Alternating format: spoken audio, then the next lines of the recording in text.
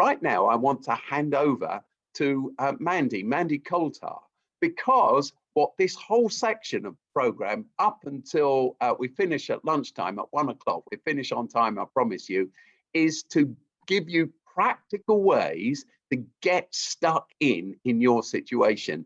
And I'm really pleased that Mandy's here. Mandy worked for a long time, responsible for people development, human development, in human resources in a big multi-academy trust, and now runs a consultancy of her own, which is called Talent Architect. And Mandy spends a lot of time working with schools around the country, helping them think through education and educational leadership, and has been doing a lot of work around the very issue of creating racial equality. So we're moving from Gabby's report into what Oasis is doing, and now more and more into what you can do. So Mandy, I'm so pleased that you're here. Over to you.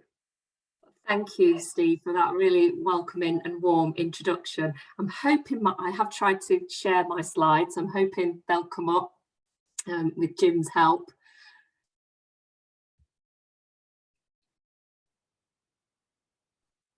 They were there, Mandy, and then they disappeared.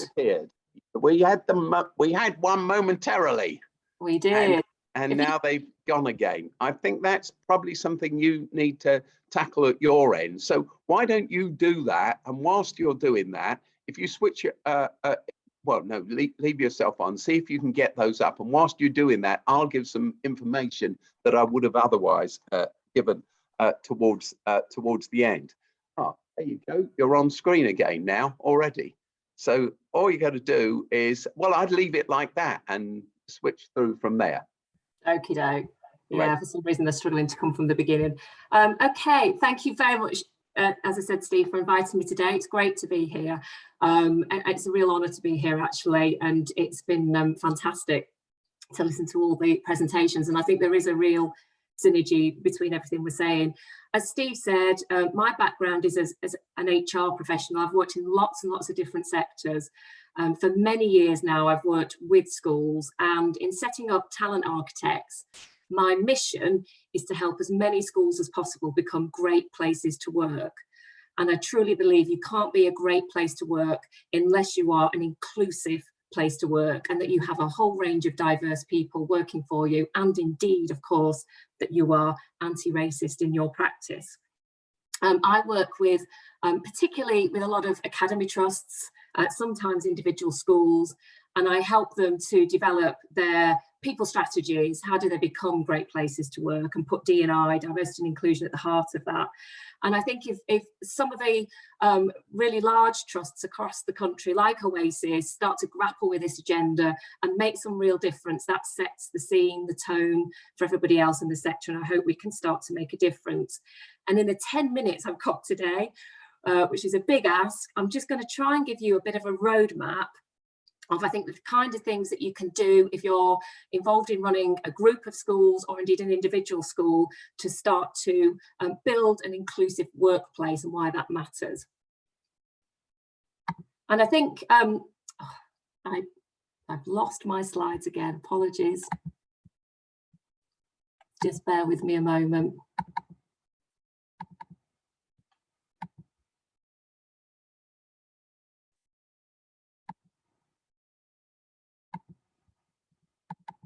We'll have to leave them like that, because every time I try and put it on full share, they go off.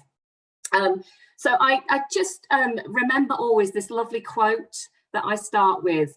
I remember going into a school about 18 months ago and talking to the head teacher, a black head teacher, and we were talking about all sorts of issues. And I noticed pinned on his notice board this note from a pupil, which said, "Thank you, sir, for being a great black role model." And it really struck me about how this kind of just summarised all the reasons why this is important, because there are loads and loads of reasons why we need to develop more inclusive workplaces, better environments for pupils, be anti-racist. But ultimately, this message from this pupil to his head teacher, it just really struck me as so important, and recognise why we're here, really, and why we're doing what we're doing. And it really resonated when I was listening to Marvin and Kevin this morning talking about their early experience of education, and I think we can all reflect on that. But it's obvious that we've got a long way to go in our sector to grappling with how our workforce looks. And Gabby's talked about some of this. Marvin talked about some of it this morning when he talked about, the fact that 33% of the local population in the schools, the pupils, are from Black, ethnic minority backgrounds, but only 2% of the teachers are. And that kind of picture is mirrored across our sector. So although increasingly different ethnic groups are coming in and starting to train to teach and becoming teachers, we've still got that big issue about progression. We know that the vast majority of head teachers are white. Those people running the big academy trusts, which is now becoming a major vehicle in our sector, are white. And of course, we know that gender diversity is still a big challenge as well, actually.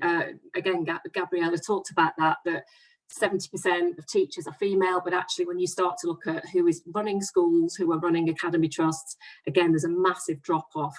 And actually the intersectional data is quite poor. We don't always see that, but we know, again, when it comes to Black and ethnic minority women running our schools and our organisations, then, that becomes fewer and fewer still. So we've got a long way to go to build really inclusive schools, inclusive workplaces.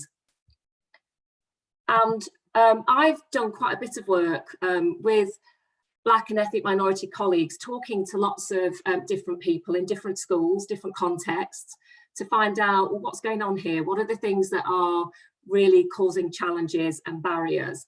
And these are the sorts of things that people tell me are going on, that actually it feels really exciting coming into teaching. My career feels like it can progress, but then it really stops when you get to middle leadership. At middle leadership, the opportunities stop. If you really want to get into senior leadership in a school, if you want to run a school, then you need to be running the teaching and learning agenda. And those opportunities are not always given to me. That recruitment for senior leadership doesn't always feel open and transparent. It seems to be who the head teacher knows or who other people in the senior leadership team know. And of course, often that perpetuates people like themselves. People have said to me, I could do with more people encouraging me. Sometimes I don't have the confidence. And we've heard some of those stories today, that somebody who just pushed me, developed me, tapped me on the shoulder, encouraged me. I've heard stories about I cannot be my authentic self. I have to be somebody different when I come to work, and that's uncomfortable.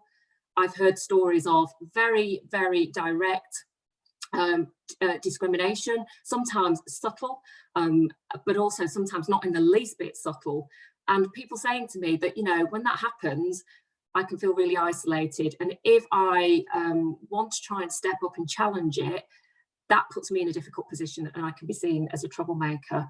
So those are some of the challenges and barriers that I've heard. And I think in order to start to really address that, we need to focus on building our schools as inclusive workplaces, our academy trusts, our school groups as inclusive workplaces. So we absolutely need to embed equality of opportunity. We need to recruit more diverse people into our schools. We need to do the kind of work that Gabriella's been talking about with ITT. And in order to make that stick, we need to build inclusive workplaces, because if we simply just recruit people into environments where they cannot be their authentic selves, or they come across all these different barriers, then actually they won't stay and we won't make lasting change. So this is really important. And what I've learned through working with some great experts is that inclusion is an emotion. So it's not a list of things to do, it's a way of being. It's an emotion, and that means this is about long-lasting cultural change. Now, as we know, most of the leaders in our sector are white, so really strong allyship on this is absolutely vital. We need to see those people leading schools, leading academy trusts from different backgrounds who are white, stepping up and seeing this as part of their responsibility. It isn't just about saying this is something that our Black and ethnic minority colleagues need to lead. We all need to be doing this. And indeed, I'd say that, it matters for schools in whatever context that they're in as well. So I just want to finish then with this roadmap of the things that I've started to learn in working with school groups on building inclusion. Firstly, get expert help. you know, we need to make sure we've got people helping us with this agenda, particularly boards or executive teams or school leadership teams that are predominantly white need expertise supporting them with this agenda. A couple of the great experts I've worked with are at the company All in Education, who do some fantastic work in this area, and Limbert Spencer OBE I've done a lot of work with too. So working with those experts who can help guide that journey is massively important. Starting with leaders, whether that's leaders in a trust or leaders in a school, and educating them. And by that, I definitely don't mean a one-off unconscious bias training session. Actually, if you look at all the evidence around that kind of training, it doesn't actually work. And in fact, it can make things worse because people go on it, they feel a bit better, and then nothing changes. So this is about leaders going on a journey of education. And that's, you know, longer term. It isn't just turning up to a classroom. Kind of things I've seen be really effective are ongoing training sessions with gaps in between for things like one-to-one mentoring, people going away and doing some research, doing some reading, and just really deeply educating themselves as leaders, and then actually sharing that across the whole school environment, but the leaders showing the way on that. Building staff engagement and trust is really important, so involving all your people in this agenda, and obviously talking to Black and ethnic minority staff as well. Some organisations, some schools, some trusts are thinking about developing staff networks so that there's an ongoing consultation and feedback process. And if anybody is interested in that, there's a great book I recommend called The Incredible Power of Staff Networks, which gives you some really solid practical information about how to set up a very effective and powerful network that can have an impact long term. Make sure you've got your data and your intelligence. I work with a lot of schools and trusts that don't necessarily have good data on their workforce, so get that. And also, as Gabriella said, think about the intersectional data as well. And I worked with one school, for example, that saw quite starkly when they looked at the data that their teaching workforce and their leadership did not represent the pupil base, and that just gave them something to start measuring. But also, it's not just about hard numbers. It's about intelligence of how people feel through surveys, through networks. Have a whole trust or school plan and be patient. This isn't something that just shifts and changes within an academic year. It takes a long time and it takes patience and commitment. But set out your priorities, whatever they might be in your environment. It might be about how you recruit. It might be how you develop talent. It might be about tackling your curriculum, and make sure you resource them. Gabriella made that point as well. This isn't just something that somebody does as a side project. If you're serious, you put some resource and effort into it, just like you would educational attainment and progress. And then monitor your progress and celebrate the success, but not just the numbers. It's brilliant if you start to recruit and bring in more diverse leaders and teachers into your school and your environment, but you still need to understand, how does it feel to work there, so that you know that's going to stick long term and people are coming into a school environment that feels positive and that they truly can be their authentic self in. Thank you.